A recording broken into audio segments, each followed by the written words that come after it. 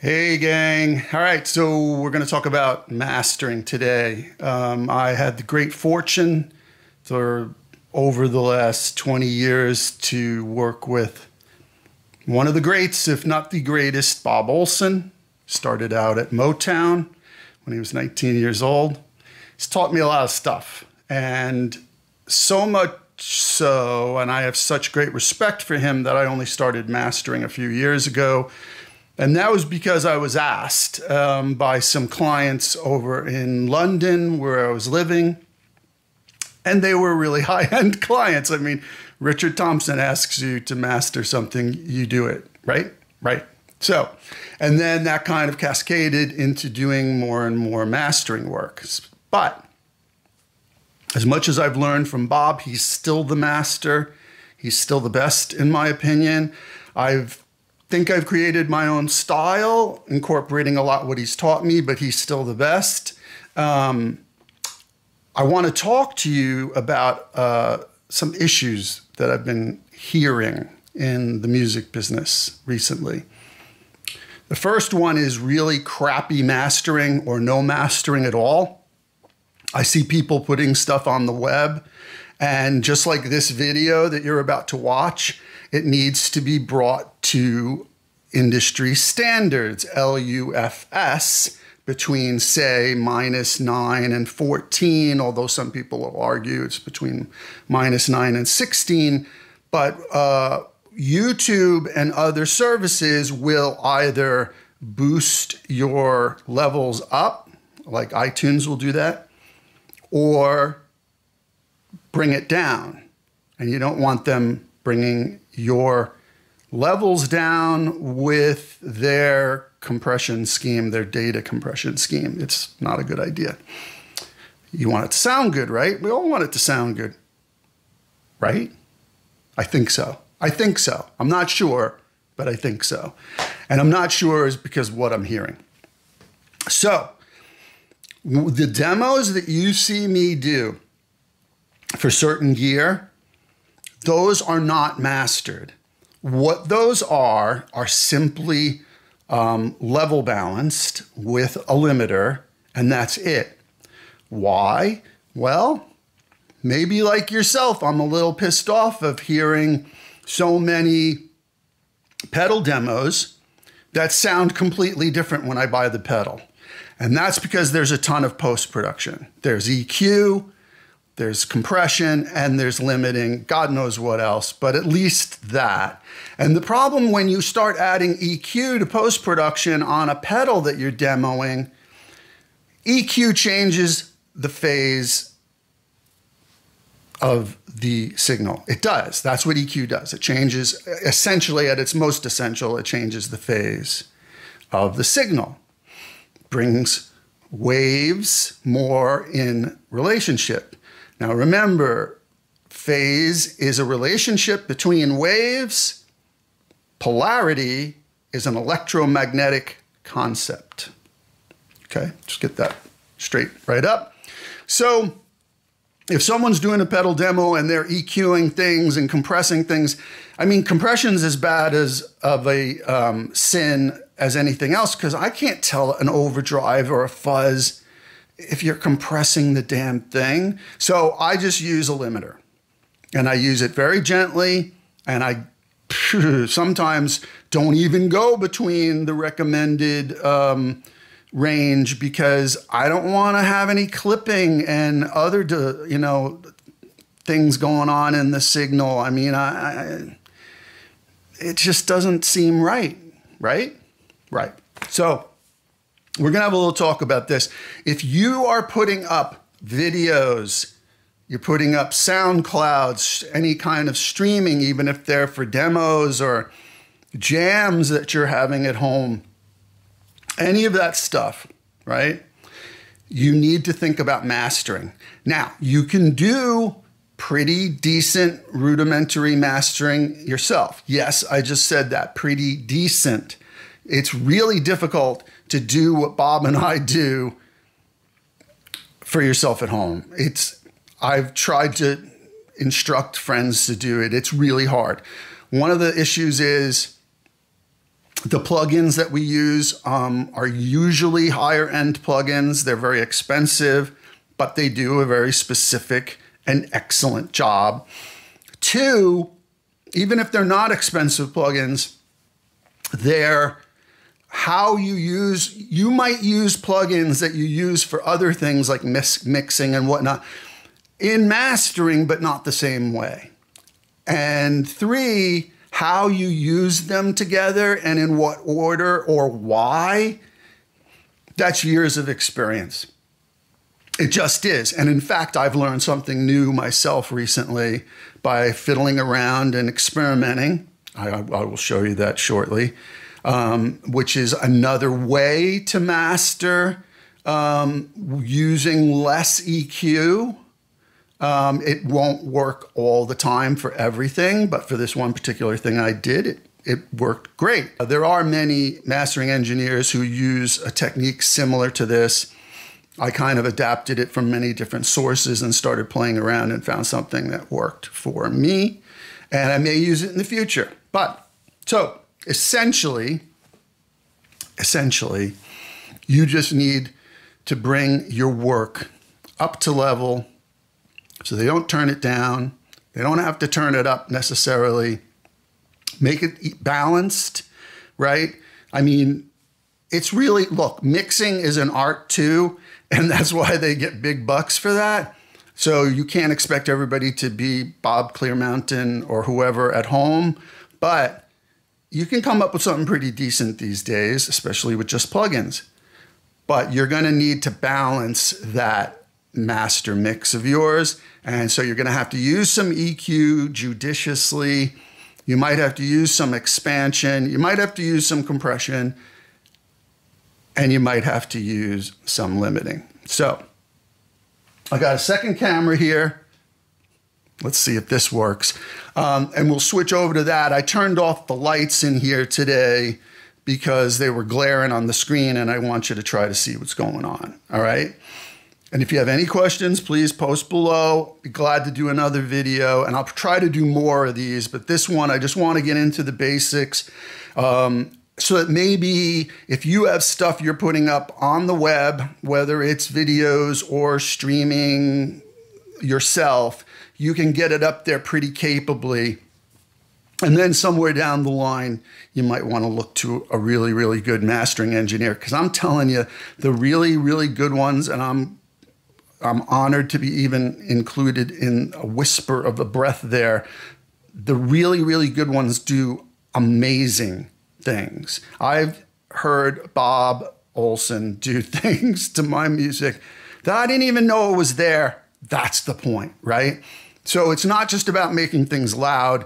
You're making things wider, you're making things deeper, you're making things higher, you're making things warmer, you're making things bigger, you're making things cut more, you're getting rid of problems, you're making it louder with compression before limiting, you might have to do some de-essing, you might have to do some fancy mid-side things. There's so many things that go into mastering.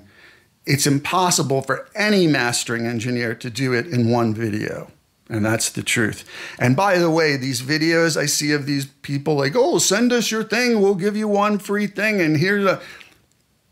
I call bunk on that, because they sort of know what they're doing, but if you've ever been around a really, really fine mastering engineer and get deep into the art of how they extract from your music the most bounteous, beautiful, blooming flower that you could ever imagine, it ain't what those guys are selling. So let's just get that out of the way. All right, let's go. Okay, so this is the new thing that I've sort of discovered. We'll start with that first.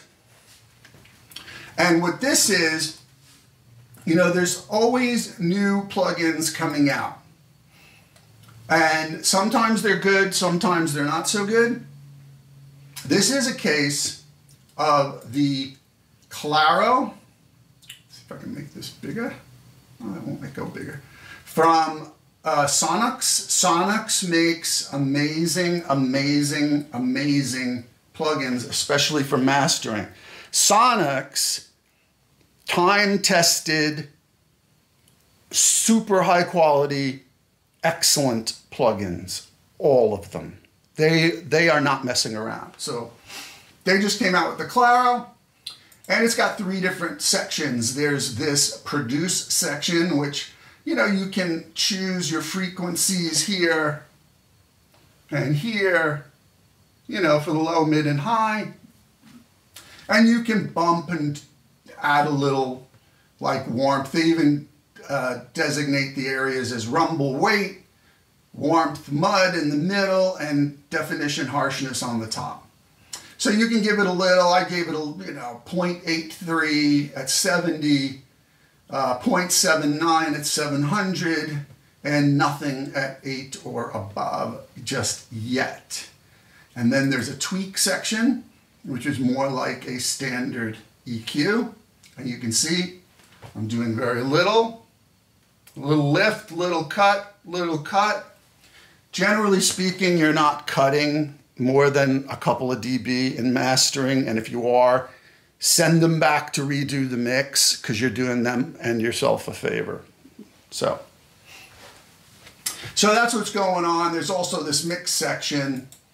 And what that is you can import other tracks in the session if it wasn't a mastering session, because now there's just one stereo track. Or if you were in a mix session, you could import target tracks of other people's sounds and mixes to do that. But so there you go. That's the only EQ going on. And generally we start with EQ, right? Right. Generally, not always. So that's my little EQ. Now, that's more my subtractive EQ. Then generally, you might start thinking about compression. Now, what I did on this is an idea from Bob Olson. And that is using multiband compression. Multiband compression is greatly overused and misunderstood, and it should not be used in the hands of people who are not experienced at it. But it's very helpful. So Bob taught me this thing where, you know, we were bringing up the lows and balancing the lows against the mid and the high range of the track first. So in this case, rather than having just a regular compressor on it, we were putting a multiband, and the multiband was bringing up the lows, kind of metering out the mids, and the highs was just bringing them down a little bit, just balancing them. And that's what's going on here. I can play it, I think. Whoops.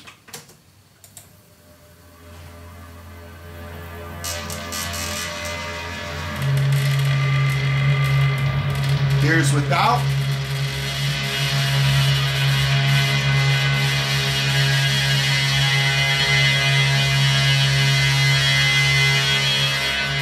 Without again.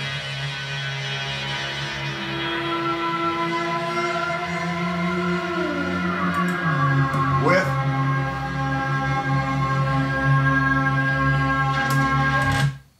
So all that was happening there was we were bringing up the lows to kind of balance with the highs and the mids before we're EQing. So in essence, we're just balancing it out there.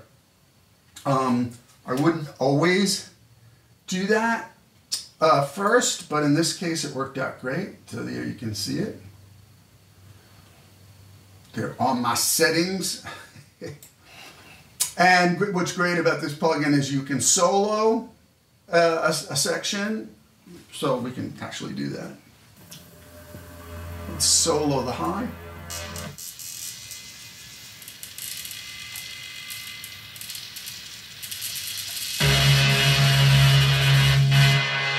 That's the mid.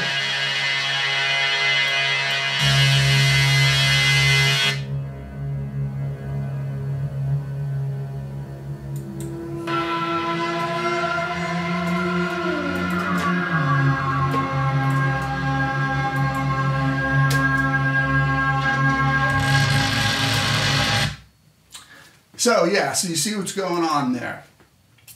Then I would bring in, this is the Cush Audio Clariphonic.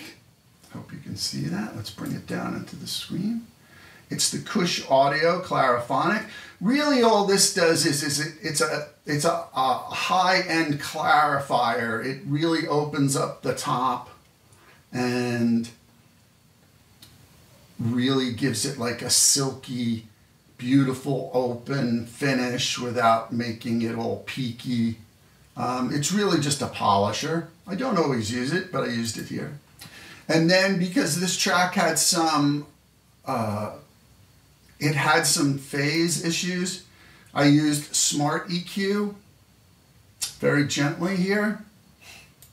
So I was doing some, because I was involved in this session, I was doing some things that I normally wouldn't do. I probably would almost never have to use Smart EQ or another linear phase EQ, but there was some phase issues going on, and it didn't make a huge difference, but I should play it for you. This is without.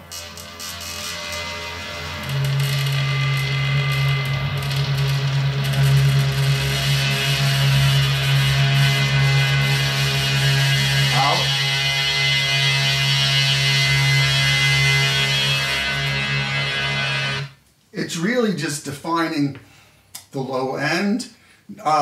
It's not that I would never use a linear phase EQ. Usually that's for surgery anyway, but this one, it needed some left, there was some weird phasing going on between left and right. And that's another thing that a mastering engineer will hear that most people aren't familiar with, like tiny, tiny little issues. So, now, that's just what I did on the channel. Now, as far as, that's just to clean it up, get it balanced, get it ready for the master. Now, for the master, what I've got going here is, so I am doing a lift at around 10 kilohertz, very, very small lift of 0.56 dB, so half a dB. But what I'm also doing is making the sides, so this lift is happening in the sides of the stereo spectrum, not the middle. So this is in the side. Actually, what I should say is I'm doing a lift of a half a dB, but then I'm doing an expansion using the dynamic EQ of plus 1.72 dB. I think maybe you can see that there. So half a dB of lift at the top at 10K, and then 1.72 dB of expansion with the dynamic EQ. And that's just the stereo image, not the middle. So I'm lifting the stereo image, I'm opening up the top, but I'm leaving the middle pretty broadly all right. I'm leaving it alone. And then conversely down here, I'm doing a lift at 100 hertz of half a dB. Below 100 hertz, I'm lifting, but I'm also doing, let's find our little toy here. I'm doing a plus 1.72 dB dynamic range expansion as well. And so that's only in the middle. So we're opening up the stereo top of the sides, and we're giving a little push only in the middle below 100 hertz. And then what I also do is I cut below 15 hertz because there's nothing really down there your speakers are going to pick up anyway, but it gives you more headroom throughout the whole thing. So that's just the first part of the mastering chain. Then in Ozone, I am using an imager, to create some space, some width, some stereo spread. And then I'm using a little bit of a compressor, just like I would say this Ozone compressor. And by the way, the Ozone stuff is fabulous. I don't use it all the time, but if you could buy one thing that you could afford to do this yourself, that's the one. Because otherwise you'll just be spending thousands and thousands and thousands of dollars on mastering things that are just insane, and I don't recommend that. So we've got a little, it's not heavily compressed.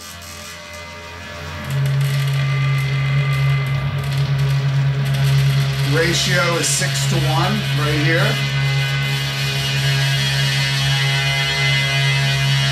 Let's bypass that.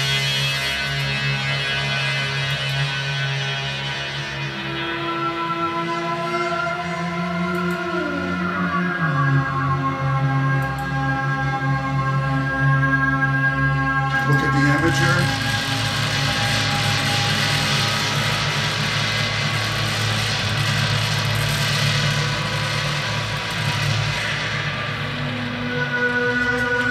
Now 6:1 is a lot of compression, really, and I normally wouldn't do that much. But then again, in mastering, that's not a lot, depending on how you use it and how transparent you have it set up. In this case, it was perfect. So the imager is doing quite a bit nicely. After that, I've got this Slate Digital compression limiter. The compression is off. This is off. It's not on. The only thing that's on is the level. And the dynamic perception's around 6, the gain's at 0, the detail's at 6, the low punch is at 0. Basically, all this is doing is hitting it and balancing the signal after the compressor, bringing it up a bit. It's really handling the transients. That's all this is here. This is all just bringing up the transients in the track to go further on down the line.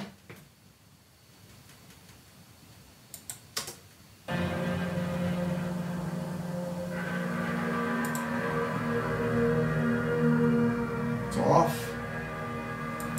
Now on.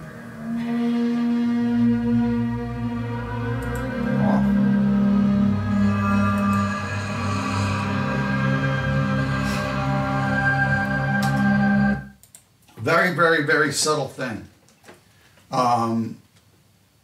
which is what mastering is about, subtlety. Next, I'm using Kazrog True Iron in the 11C setting.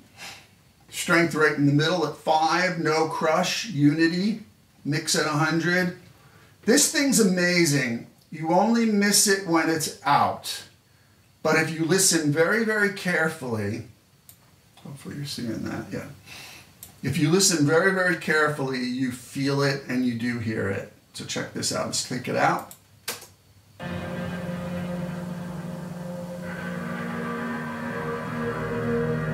In.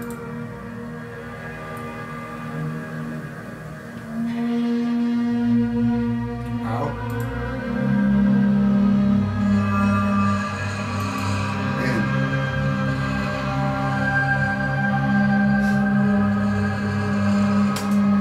Now, Kazrog is very easy to afford. And I did a shootout with Kazrog. I have a couple of transformer-based plugins, and they're all great. But there was a new one on the market that was super expensive that I was considering because it did sound great, and I watched many videos. And it turned out that someone shot it out against the Kazrog, and the Kazrog sounded exactly the same or pretty damn close. So I stick with the Kazrog, and it's just to add that little heft and body and, I don't know, golden warmth. It's good. It's a transformer plugin. That's what it is, and that's what it does. Okay. So don't always use it. I don't always use everything, but on this one, we are. So then next, I've got the Shadow Hills Industries compressor. I think you can see that on the second screen. This is an expensive plug-in. It can run, I've seen it, I think when it first came out, it was up to like $500, but I've seen it as cheap now as $300 maybe on sale. It's a specialty mastering compressor, and it's worth it, but there are many that are worth it that are mastering grade compressors. This is just one of them. This one has transformer settings. It's got 3 different transformer settings depending upon what flavor you want. And in this case, I decided to use it with the steel setting. A lot of people like the nickel, but the steel sounded best with the Kazrog to me. After, you have to be careful when you start adding plugins that all have transformer flavor added to them or built in, that don't get out of hand. All right, so this is just touching it a little bit. I mean, you're hardly going to see these needles move, if at all. I'm using some optical and discrete.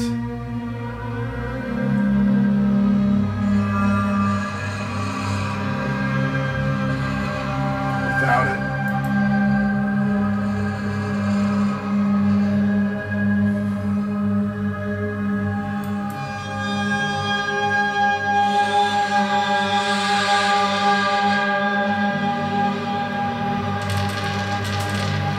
You can see there that the meter just barely moved.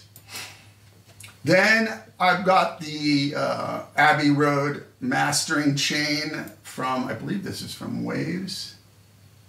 Yeah. And a big shout out to Piper Payne, who's a local mastering engineer. She moved to Nashville a couple years ago, I think. And her presets in this are awesome. Piper, you're the best. Her presets are spot on, brilliant. And I'm not using it for anything too heavy. I'm using some MS, some mid-side processing, some stereo processing, opening up the top, defining the bottom, a little bit of tape equalization, a little saturation, and a tiny bit of spreader to make the signal wider. So it's not doing a ton, but it is adding some gain. Out.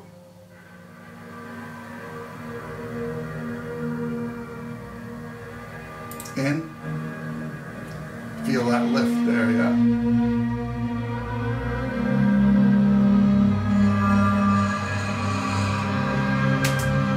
Yeah.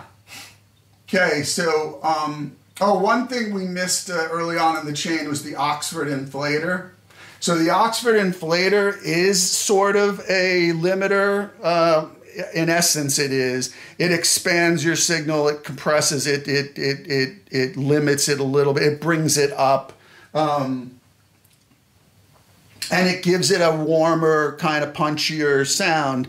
You have to be careful with it, though, and that's one of the reasons I'm using the Ozone spreader, is that the Oxford Inflator can mess with the stereo image. It can, but if you know how to deal with it, it's fine, because what it brings is really good. You just don't want to lose something by adding something, and that's the trick of mastering. So I forgot about that. I've got it very gently. I've got the input at 0, the output at 0. I'm adding very little gain with the Oxford Inflator. Again, this is like 4th in the chain. So then after the Abbey Road, I go to a maximizer. I really like the maximizer, which I've got the threshold at 0, the ceiling at 0. Transient emphasis is 200. I want it up all the way, and the character is at 1.50, and I really like this IRC3 balanced setting. For the maximizer and Ozone, again, Ozone, you got a lot there. It's a pretty good deal. You can't do super duper surgery necessarily with it. And it's not, you know, look, some of the more expensive $500 or more plugins, like I have EQs that cost $500 each for mastering, some linear phase ones. I have a saturator that's $500 from Phoenix.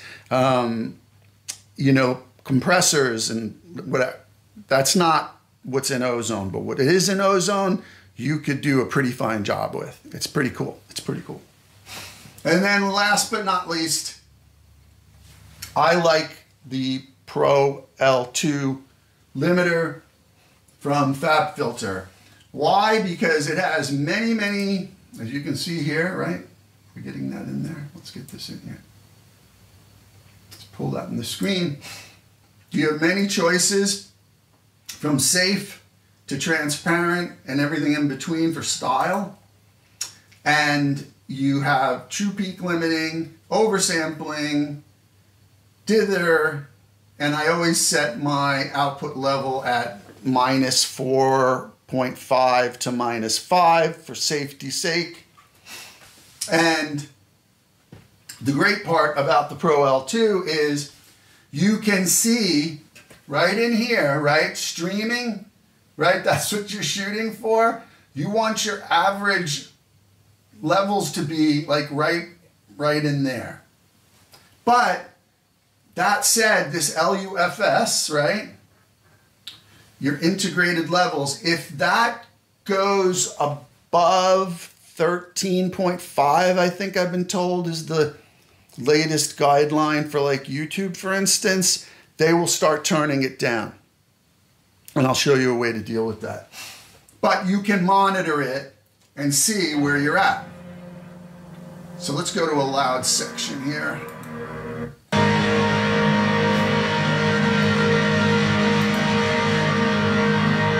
All right, so you can see I'm at 14.8.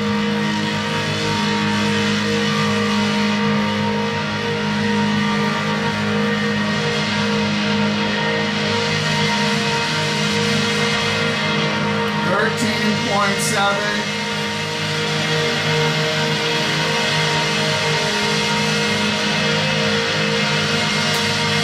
Okay, so if your average goes much higher than that, they're going to start turning you down. You dig? Sorry about that. That was they suddenly put a news feed in on my computer. I don't want to see that, man. Now, so that's this new chain I discovered. Now, what's so new about it? Well, actually quite nothing groundbreaking, but you know, so you have your, you know, your EQ, and then right after EQ, I went to multi-band compression, which wouldn't always do that next, but one lesson Bob Olson taught me is this. I said, oh, Bob, like, well, what do you think we should do here? And he's like, I don't know, we got to try. Like, there's no formula to mastering. Whatever worked last time might not work this time. Whatever worked today might not work tomorrow. Bob would always say, I don't know, you got to try. You know, I'd be like, well, Bob, but we did this last time and this, it was exactly the same thing. Nope, you got to try. It's just, you don't know, right? So you got to try. And that's part of experimenting and using your ears. But, so normally, I would do, you know, EQ compression, start going from there. You know, if you're dealing with a vocal session or even some instrumental stuff, it might be sibilant. So you might have to do a de-essing. There's a lot of things that could happen, but generally you start with EQ and then compression and start working your way around the horn. But with this, as you saw, I have very, very little compression. I mean, excuse me, very little EQ up front, very little EQ. Yes, I'm getting a little EQ from multi-band compressor in conjunction with what I did with the Sonics Claro before it. But then the rest is mostly lifting and shaping the top and bottom and compression. Now, what's different about it for me is there's several different types. So you've got, like, say, this slate transient compressor designer thing is handling all the transients. It's not really smashing, limiting, compressing. It's just handling the transients. It's bringing things up.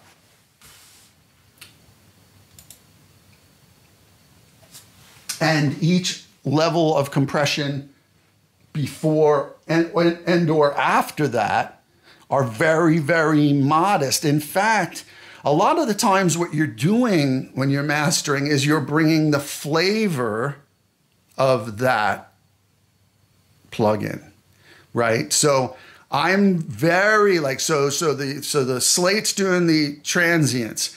The next compressor is just barely touching it and bringing it some iron, some transformer.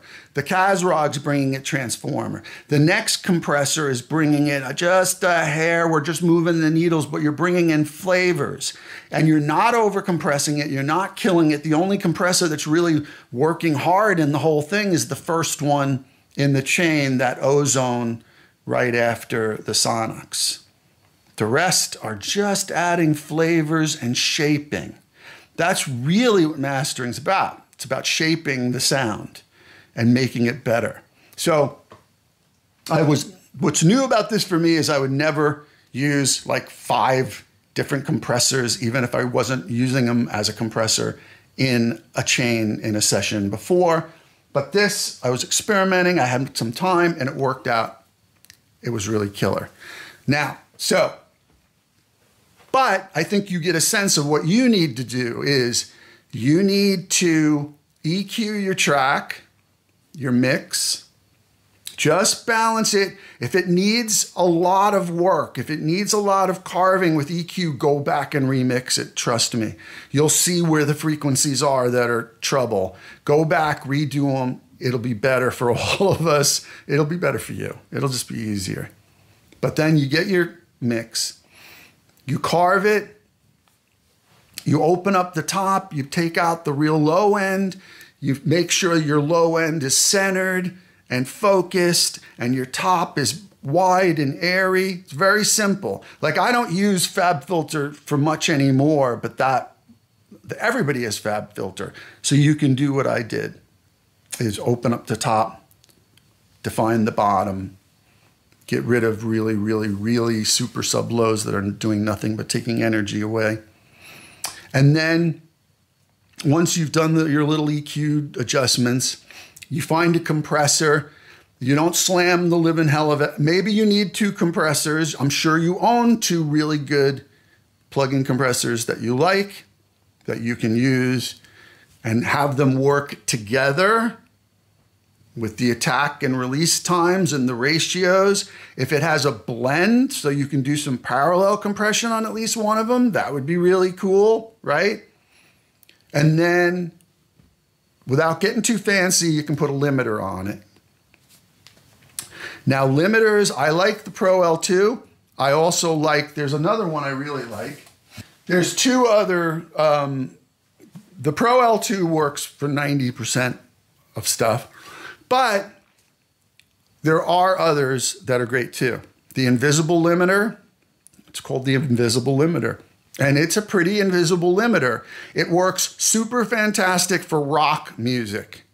I will tell you that right up front, is that every time I put it on a rock mix, it's like, whoa. But it's got a specific sound. All plugins, all devices have sounds.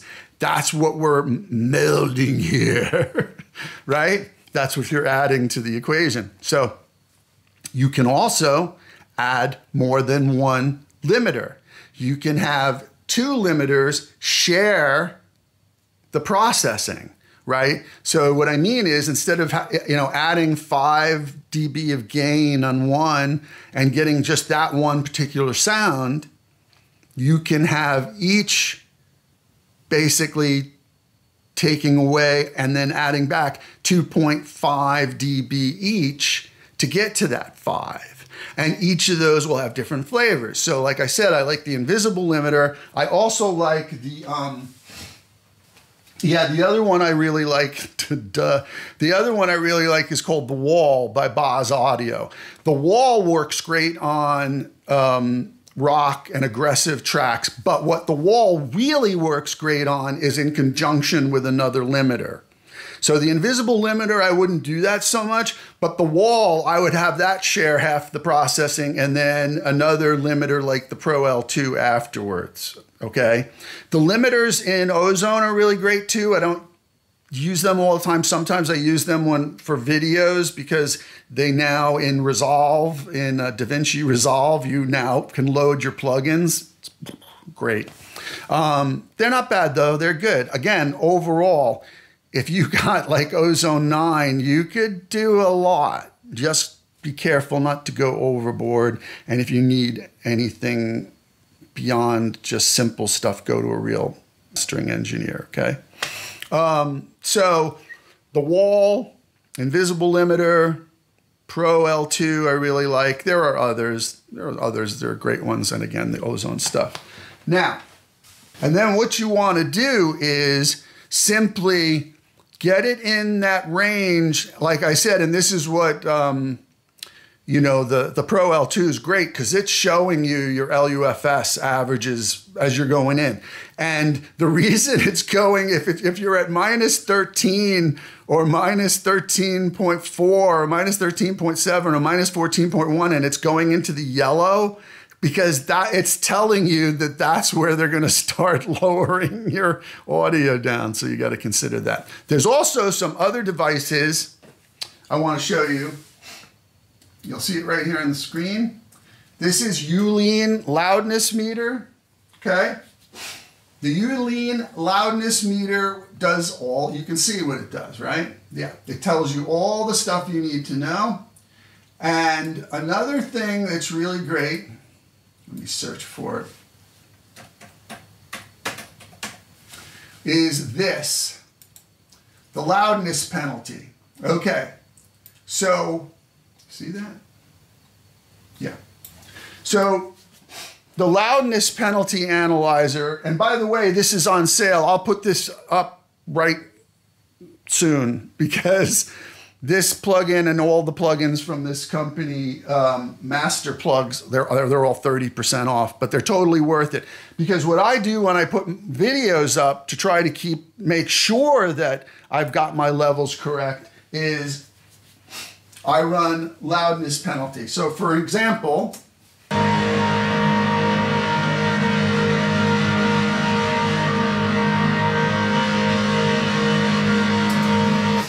so that tells you what's going on.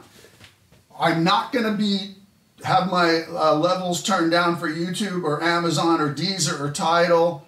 They're going to be bumped up for iTunes and Spotify and Pandora. So for streaming, they would be fine. But for Spotify, Pandora, and iTunes, they're going to bump them up. Now that's just a short reading.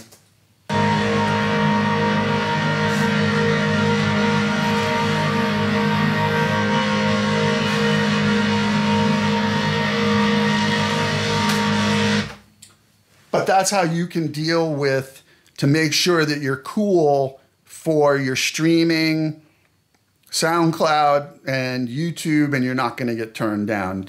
If you have Yulin or you have loudness penalty for media plugs, you're going to know. But again, if you've got a limiter that is showing you where your LUFS is, you're good to go. Now let's switch over to a traditional mastering thing and I'll wrap this up for you. Okay, so this is a session that needed a lot of surgery, but more importantly, it operated in a traditional sense of like EQ, compression, whatever.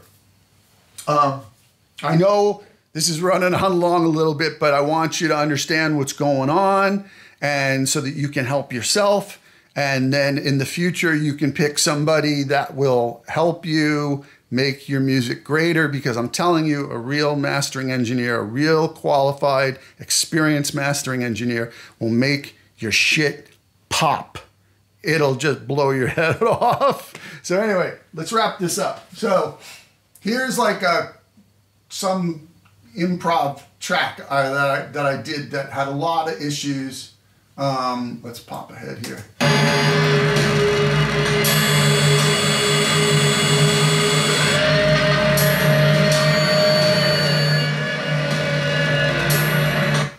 So the first thing I'm doing is this thing needed a lot of surgery. So there was all kinds of phasing issues and everything. So I pulled out a tool that I usually don't pull out right away unless there's problems, but this Plug-in Alliance BX Digital V3 Mix Matrix. What this is it has a mono section. Get out of here, dude. And then a stereo section, and you can address the mid and side, the mono and the stereo sections of them. And this I had to do a little bit of surgery to get it sound good. Let's see if we can hear it here.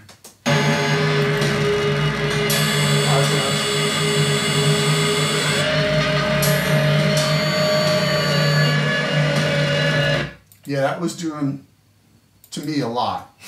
And then this is my additive EQ. Once I got the phase correct and straightened out, the matte EQs, so these are part of really expensive but necessary tools that mastering engineers have. You don't need to have these to get your stuff on the web, but this is what we do. Matte EQs are really expensive, but totally worth it. This one is not a linear phase. This is their Santa Cruz, which is their standard EQ, but still it's George Massenburg.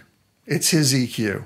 So enough said. It's super accurate, super clean, very few artifacts. And so I'm doing this.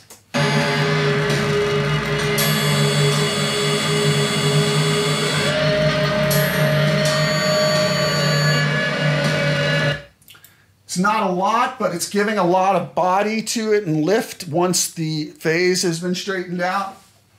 Sorry for these examples. And then, yeah, so here's your multi-band again. Let's see if we can make sure this is in the screen. See what that's doing.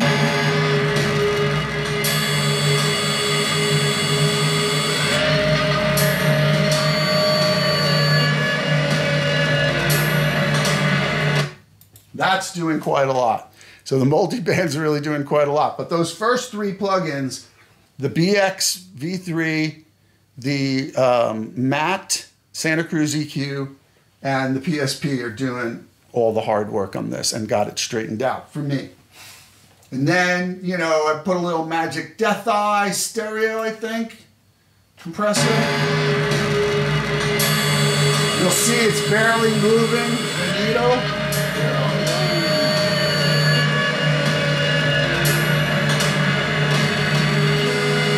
Needle's barely moving.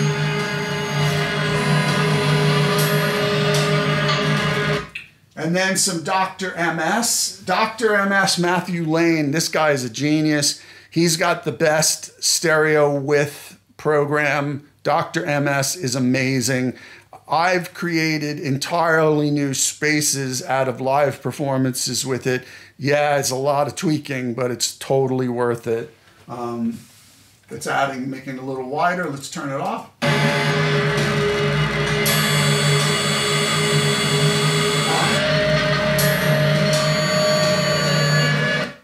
It's great. And then making it a little wider, a little bit wider, even more with the AOM Stereo Imager D. No, not a lot. This is very subtle. Just a little bit. And then I go to... this is a plugin called Bass Room that I was experimenting with. The cool thing about this one is you can play.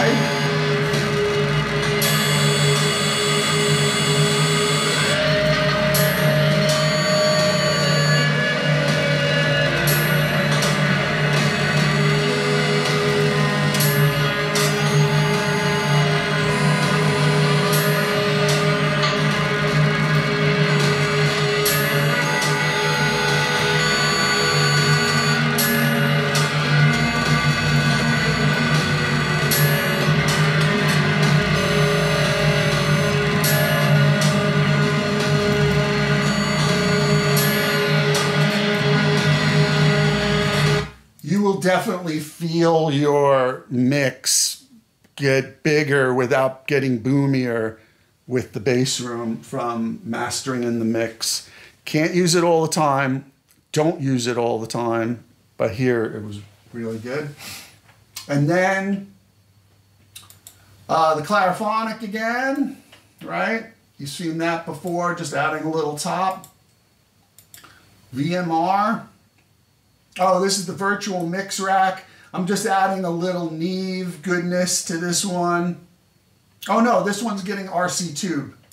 So this one's getting a little RC tube goodness, getting a little shimmer, and what I mean shimmer, it's just getting some top end and some low end thickness from the Revival, and the trimmer's not doing anything. So this is quite an old master, and you can see I had the wall in at one point, experimenting with the wall. The invisible limiter is actually being used on this track, the AOM invisible limiter. I tried the Pro L2, but the invisible limiter won. And then power dither was chosen but not used, and then ultimately the maximizer from Ozone, just a little bit. So now this was a pretty aggressive mix. It's a pretty aggressive track, but it had a lot of problems and needed to be tamed.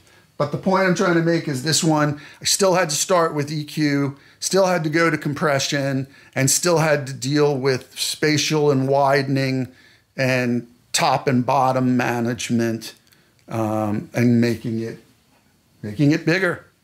But I only have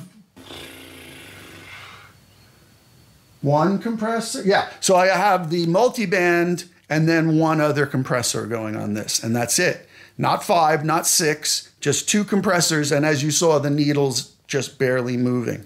So there's a lot of ways to achieve a master. Now, I wish I could pull up a pop master and show you, but that would take forever. It might be a better example for most of you, but I think you get the idea.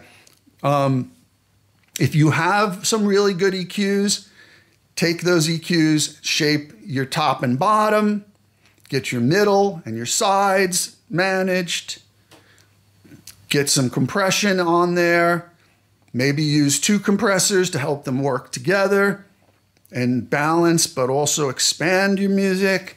And then, you know, if you have shaping, a lot of people have shaping, but use them very judiciously to make your mix a little bit wider. You got to watch your phase. And then put a limiter on it and make sure your levels are within the standards that they're not going to turn it down when you put it up on the web.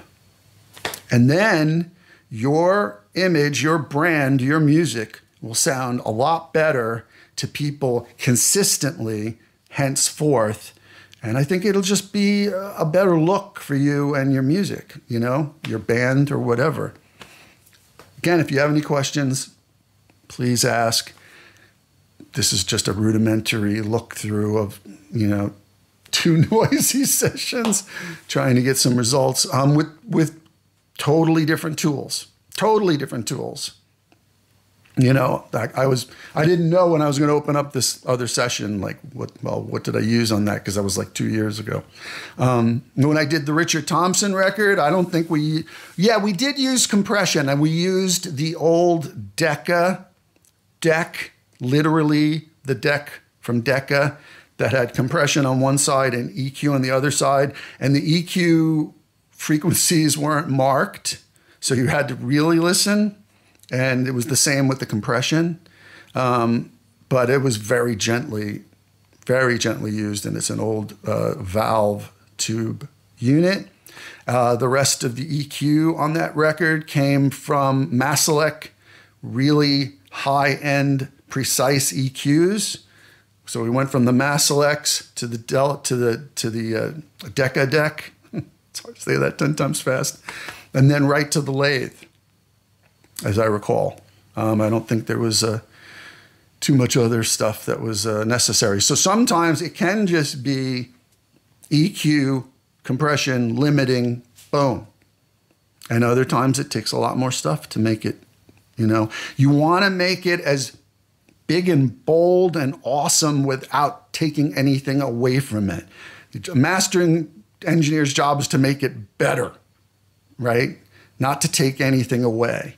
And there's a lot of times we'll try things and we'll go, ooh, that's cool, but is it making it better? And if not, you turn it off. All right? So again, questions, whatever, go ahead. I'm ready. See you later.